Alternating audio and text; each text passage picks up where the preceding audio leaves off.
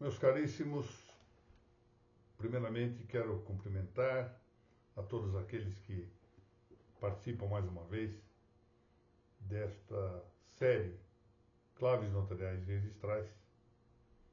Ainda a estamos gravando, dados os problemas sistêmicos da internet aqui nas barrancas do Rio Tietê, onde vivo. Mas vamos ver se superamos isso logo para tornarmos as aulas virtuais ao vivo. Quero cumprimentar e agradecer à Noréga do Paraná pelo apoio que concede a estas nossas reuniões, particularmente saudando a presidente dessa entidade, a professora Mariana Pozzenato Martins, e saudando também sua coordenadora acadêmica, a professora Mônica Dallavec. Professora Mônica, seguramente muito satisfeita, tanto quanto contente estou eu, com a eleição, no dia de ontem, 11 de novembro de 2024, do desembargador Fábio Hayek Dalla Vecchia para o cargo de segundo vice-presidente do Tribunal de Justiça do Estado do Paraná. Sorte do Estado do Paraná. Sorte do Tribunal de Justiça paranaense. Bom, antes de iniciar aqui a nossa exposição de hoje, que segue no tema das fontes do direito notarial e registral, na sua 17ª parte, eu quero agradecer à tabeliã registradora lá do estado do Amazonas, embora ela seja mineira de nascimento, pela remessa muito simpática de 2 livros para esse seu velho professor. Um deles se chama Rivalidade e Afeição, Ritual e Brincadeira no Bumbá de Parintins. Sua autora é Maria Laura Viveiras de Castro Cavalcante. Muito bem. E o segundo é esse livro, que também me parece muito interessante, de Heriberton Rezende Monte, Direito de Superfície Fluvial, uma resposta adequada à natureza jurídica e ao regime dos flutuantes. Muito bem. Muito obrigado, doutora Larice. Bom, vamos lá. Dando sequência ao nosso capítulo referente às fontes do direito notarial e registral, tratando agora de maneira mais específica a questão da lei, já tínhamos visto a Constituição, agora estamos vendo a lei, nós excursionamos na explanação anterior, na semana passada, pelo relevo da observância da historicidade das normas. É principalmente o modo de ver as notas e os registros que ensina o caminho. Caminho é método, não é? Ensina o caminho, ou seja, o método, para fazer as regras que ordenem essas instituições, ou que as mantenham no caminho adequado. Esse fazer as regras do notariado e registral depende muito do modo de ver as teorias dos registros. Em outras palavras, a metodologia, ou seja, o método, depende da teoria, depende do modo de ver. Da maneira como vemos as notas e os registros, extraímos o modo como indicar suas regras. Esse tema passa, nomeadamente, pelas fontes do direito e põe em destaque o conflito entre, de uma parte, um dado niilismo de regulações calcadas na natureza das coisas e, de outra parte, um contraposto ativismo regulatório. Então, temos 2 posições em conflito. De um lado, um niilismo de regulações, e, observe bem, não é um niilismo completo de regulações, mas de regulações calcadas na natureza das coisas. E, de outra parte, um contraposto ativismo regulatório, que não depende de regras próprias ou prévias. Em muitos segmentos da vida jurídica e moral contemporânea, apontam-se episódios de deposição do poder. Já não são esses episódios frutos ocasionais da contingente fragilidade humana, né, da contingente debilidade dos homens, mas sim efeitos de uma doutrina de abdicação metafísica da verdade. Ou seja, eu abdico metafisicamente de considerar a verdade. A verdade não existe. Ou ao menos, nego o seu conhecimento, nego a possibilidade do seu conhecimento. Então, nego a própria verdade ou nego a possibilidade de seu conhecimento.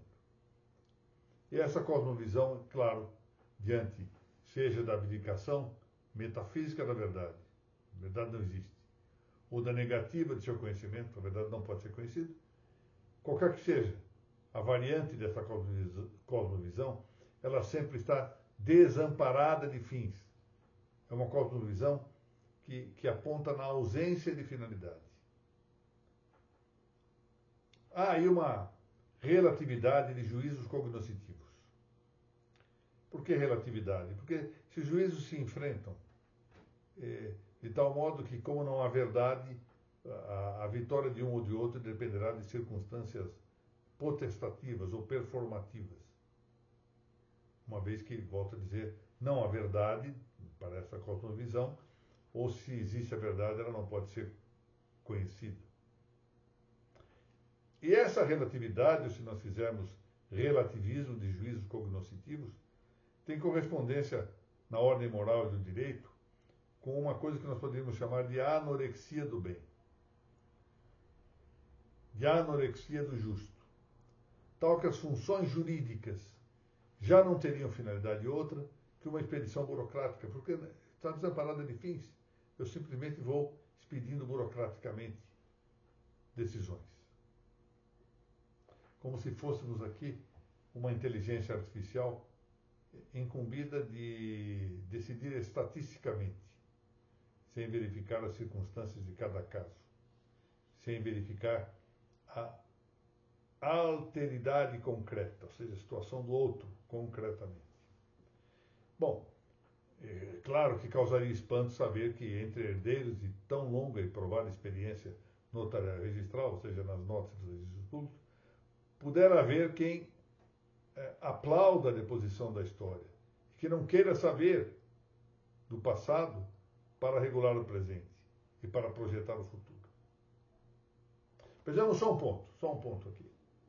Hoje temos da independência notarial. Essa independência é um suposto ontológico do notário latino. E ontológico porque é histórico. Preceito algum pode haver que se oponha a essa qualidade historicamente connatural do notariado latino. De sorte que, vindo um dia dar-se essa erosão da independência jurídica do notário, já não haverá o notariado latino. Alguma coisa terá sucedido.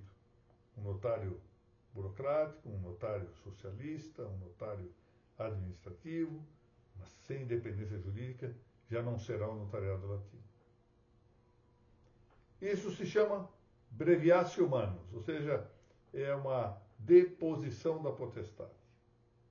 E é essa breviatio manus que está depondo da verdadeira potestade, que é a de ser tradicional, a de ser histórica, opõe-se um vício contrário, o do ativismo jurídico-administrativo. O ativismo em todo o seu gênero assedia hoje de modo universal, em toda parte, em muita latitude no nosso Ocidente, estamos vendo essa situação de crescimento do ativismo. A técnica sucede ao agir e a eficácia sucede ao bem. É fatamente conhecida, a propósito, uma celebrada passagem de Aristóteles, muito celebrada, isso teve muito sucesso ao longo dos séculos, uma passagem que está na retórica aristotélica. Embora nessa passagem Aristóteles apenas fale diretamente dos juízes, ele assenta o erro do ativismo jurídico em geral. Isso não serve só para os juízes, serve para os administradores, serve para outros que criem regras ocasionais, circunstanciais, segundo um situacionismo jurídico. E diz Aristóteles na retórica, que muito especialmente, olha a expressão que ele usa, muito especialmente, estamos traduzindo, claro, corresponde às leis bem dispostas tudo determinar por si, enquanto seja possível, deixando aos que julgam o menos possível. E por que isto? Porque se prefere a lei para presidir, dar os critérios aos julgamentos, do que a decisão de quem administra, de quem julga, uma decisão livre. Porque as leis, em geral, são de caráter abstrato, genéricas, ao passo que as decisões são particulares, concretas. O legislador está muito menos sujeito às paixões do que os julgadores. Os julgadores estão sujeitos às paixões de turno, isso é natural, é humano que seja assim. Por isso é muito melhor que tudo corresponda às leis, mas não a qualquer lei. As leis bem dispostas. E as leis bem dispostas devem observar a natureza das coisas. Nós prosseguiremos na análise dessa matéria, que é muito importante. Por agora eu quero renovar os meus melhores cumprimentos à Noregg do Paraná, a sua presidente, professora Mariana Pozzenato Martins, que integra o corpo docente aqui da nossa Uniítalo, não é? Nossos cursos de pós-graduação em Direito Notarial Registral, e a professora Mônica Maria Guimarães de Macedo Dalla Vecchia, que igualmente integra a nossa Uniítalo, Centro Universitário Católico Ítalo-Brasileiro aqui de São Paulo. Aliás, muita gente do Paraná faz parte aqui do corpo docente da nossa universidade. Quero também tornar a agradecer a doutora Larice Moura pelos livros que me remeteu e agradecer à Academia Paranaense de Direito Notarial Registral pelo apoio que concede a estes nossos encontros. Academia, aliás, da qual fazem parte a professora Mariana e a professora Mônica.